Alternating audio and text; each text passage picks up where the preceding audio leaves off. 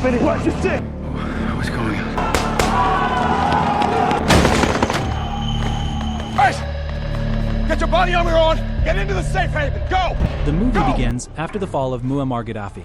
As Libya collapses into chaos, local militants raid his massive weapon stockpiles. These stolen weapons fuel violent turf wars between rival groups, quickly turning Benghazi into one of the most dangerous cities in the world.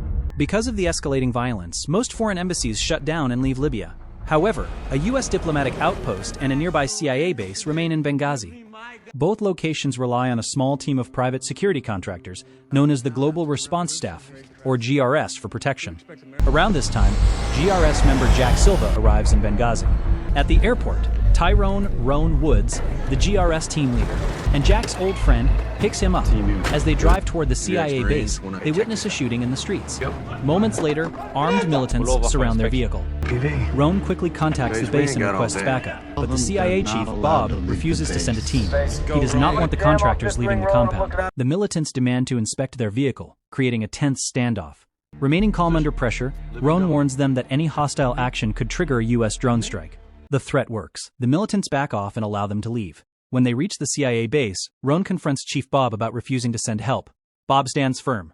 He insists he does not want the GRS team involved in situations that could escalate tensions, arguing that local authorities should handle their own problems. The GRS team, he reminds them, is not part of the CIA. They are only contracted for protection. After the tense exchange, Jack meets the rest of his new team: Geist, Tonto, Tig, and Boone. These men quickly become his new brothers in arms. As Jack settles in, the team gives him a tour of the base and reminds him to always keep a weapon nearby. Later, Jack reflects quietly in his room. His wife Becky strongly opposed his decision to take this mission, and the thought still weighs on him. Soon after, Jack meets with Chief Bob. The chief explains that the GRS team operates there only because the government insisted on it, not because he requested them. He makes it clear that he does not want them interfering with CIA operations or engaging with locals unless absolutely necessary. Later that day, Roan gathers the team for a briefing. Two CIA case officers, Vayner and Sona Jelani, plan to meet with a Libyan oil executive. Jelani has been building a relationship with the man, hoping to secure valuable information. To maintain appearances, Jack must pretend to be Jelani's husband during the meeting. Although Jelani proves difficult to work with, the team proceeds with the plan. At first, the meeting appears calm. However, the GRS quickly notices suspicious individuals watching from a distance. Sensing danger, Roan decides to end the meeting early. Jack immediately rushes Jelani and Vayner back to their vehicle. The CIA agents initially complain, but their frustration fades when they realize someone is following them. A tense car chase follows. Roan skillfully maneuvers through the streets and ultimately causes the pursuing vehicle to crash into a forklift. The team escapes safely. Later that night, Jack speaks with Becky on the phone. The conversation becomes tense as she expresses her disappointment about his decision to take the mission.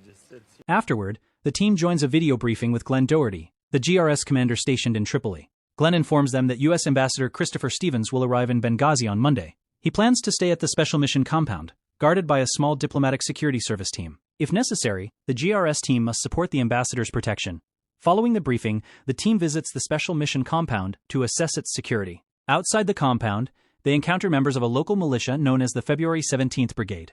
Inside, they meet Scott Wickland and Dave Ubben, the DSS agents responsible for protecting the ambassador. After inspecting the compound, the GRS team becomes deeply concerned. The facility has weak defenses and poor security infrastructure. If a major attack occurs, the compound would struggle to withstand it. Still, Roan reassures the DSS agents that the CIA base sits only a mile away. If trouble arises, the GRS team can respond quickly. On Monday, the GRS team, along with their local translator Amal, encounters several frustrated local fighters. Using the Ombo gesture, a local sign of peace, they calm the situation. The team secretly purchases weapons from the fighters, hoping to track the truck and identify who supplies them. Later, Ambassador Stevens arrives and greets the team. He explains that his mission focuses on building peaceful relations with Libyans and supporting the country's path toward democracy. While most of the team listens respectfully, Tonto accidentally falls asleep during the speech. The chief later confronts him and warns that he must behave professionally or risk being sent home. Soon afterward, the GRS team escorts Ambassador Stevens to a meeting with the mayor of Benghazi. Ambulance entry. Dave, take right side. Profile. Fuck me, who let them in? We are. At least it'll be quick, brother. Generators going. Most recently, Turkey.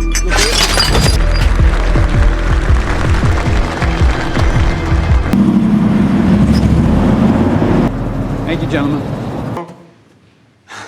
with caution. Remain inside the cars needed. Good night. Meanwhile, the GRS members spend time contacting their families back home. During one call, Jack learns that Becky is pregnant. The news lifts his spirits and becomes the highlight of his day. However, as evening approaches, militants begin gathering around the compound. At sundown, they launch a sudden attack, firing rifles and mortars at the outpost. The militants quickly overwhelm the defenses and storm the compound. Amid the chaos, Wicklund retreats with Ambassador Stevens and Sean Smith into a secure safe room. At the CIA base, the GRS team watches the attack unfold and prepares to respond. But Chief Bob insists the February 17th militia should handle the situation first, arguing that the GRS team has no authority to intervene. Meanwhile, the militants set the building on fire, trapping Stevens, Smith, and Wicklund inside. As desperate calls for help continue, the chief finally authorizes the GRS team to move. On their way to the compound, the team encounters a militant roadblock. Before Amal can negotiate, another armed group arrives, triggering a violent shootout. Despite the chaos, the GRS team pushes through and reaches the compound. Inside, they find Wicklund, who managed to escape the burning building. However, Stevens and Smith remain missing. The team searches the smoke-filled structure and eventually discovers Smith's lifeless body. Soon after, Amal warns them that the militants plan to regroup for another assault. The GRS team gathers the surviving DSS agents and prepares to evacuate. Before they can leave, another wave of militants attacks.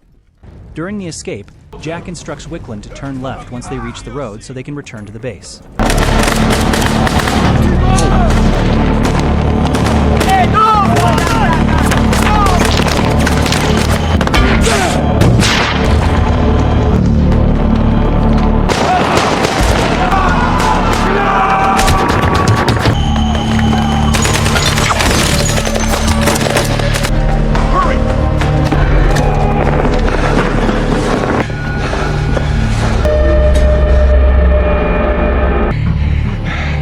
Baby 40 Tango's coming. Carefully. Leave now. Soon, militants surround the base and launch another assault, throwing grenades and firing heavy weapons. The defenders fight fiercely and manage to repel the attack without casualties. Hours later, Glenn finally reaches Benghazi but faces delays when local generals demand payment before transporting him to the base. Back at the compound, the GRS team continues defending their position while waiting for help. Eventually, Glenn reaches the base with additional fighters, raising the team's morale. However, there are still too many people to evacuate immediately. Suddenly, militants launch a devastating mortar attack. One explosion severely injures Geist, while another kills Roan as he tries to help his wounded teammate. Uben also suffers a broken leg. The team mourns their fallen leader while scrambling to treat the wounded.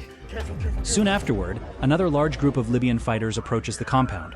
The GRS team prepares for a final stand. But as the fighters draw closer, they make the Jambo gesture, revealing that they are allies. Relief floods the compound. Soon after, the CIA, DSS, and GRS personnel evacuate the base. The chief initially refuses to leave, but Jack forces him to reconsider, reminding him that others will risk their lives again if he stays behind. Finally, they depart. As the Americans leave, Libyan fighters recover their fallen comrades. At the airport, the survivors board relief planes. Jelani and the CIA chief thank Jack and the GRS team for their courage and sacrifice. Before departing Libya, Jack calls Becky. He tells her about the attack and sadly informs her that they lost Roan. He also promises that this will be his final deployment. Before leaving the country, Jack takes one last look at his fallen friend. The final title cards reveal that the attack drew international condemnation and that many members of the GRS team eventually retired after the mission. Don't forget to like and subscribe because it really makes the channel grow.